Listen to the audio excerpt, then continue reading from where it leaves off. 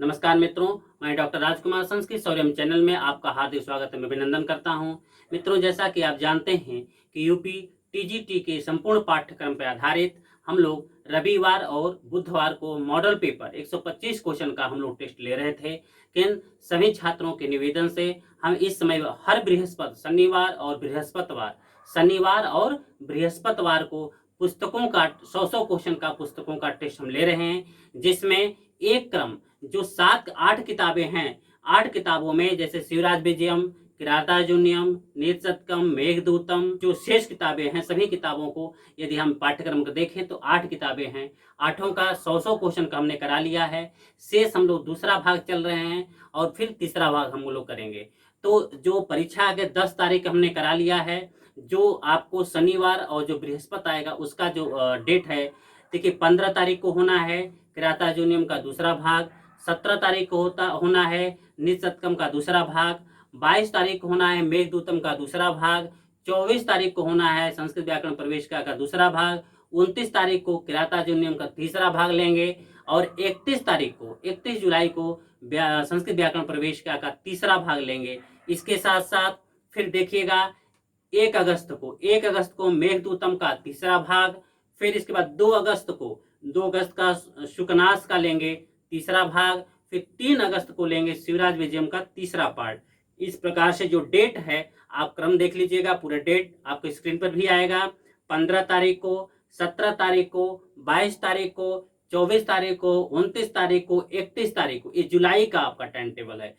इतने डेट को कौन 15, 17, 22, 24, 29 को और 31 को ये ग्रंथों का टेस्ट होंगे इसमें क्रमबद्ध से।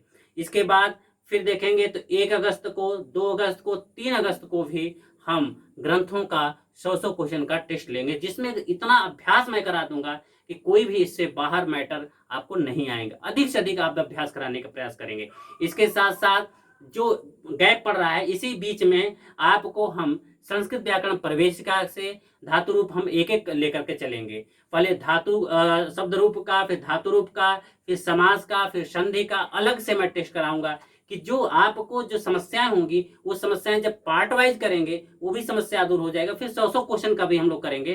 तो इससे क्या होगा कि आपका संपूर्ण पाठ्यक्रम पे आपका सूक्ष्म से सूक्ष्म अध्ययन होता रहेगा, सूक्ष्म से सूक्ष्म आपकी अच्छी पकड़ बनेगी, जिससे कि आप जब परीक्षा हाल में बैठिएगा कोई भी क्वेश्चन आपको कभी भी कंफ्यूज नहीं रहेगा, कोई भी संशय नहीं रहेगा। जब आप हर चीज आपका पूरा विषय स्पष्ट आईने की तरह आपको दर्पण में जिस प्रकार चेहरा दिखता है उस प्रकार से आपका पूरा पाठ्यक्रम आपके सामने दिखता रहेगा। इस प्रकार से मैं संपूर्ण पाठ्यक्रम का एक जो मॉडल तैयार कर लिया है कि कैसे कैसे हमें आपको तैयारी कराना है, कैसे आपकी परीक्षा आते आते आपका पूरा पाठ्यक्रम एक एक लाइन कोई पोर्शन कहीं संशय न रहे, इस प्रकार से मैं आपको ग्राफिंग कर रहा हूं कि एक अच्छे से आपका पूरा पाठ्यक्रम समाहित हो जाए। कैसे अध्ययन करना है, कैसे उसको कवर करना है, कैसे एक एक पॉइंट को लेकर के हमको ध्यान देना है, कौन सी कमियां हो रही हैं। यदि हम शब्द रूप को लेकर के चर्चा करेंगे, धातु रूप को लेकर चर्चा करेंगे, समास को लेकर के, कारक प्रकरण को, संधि को, प्रत्यय को,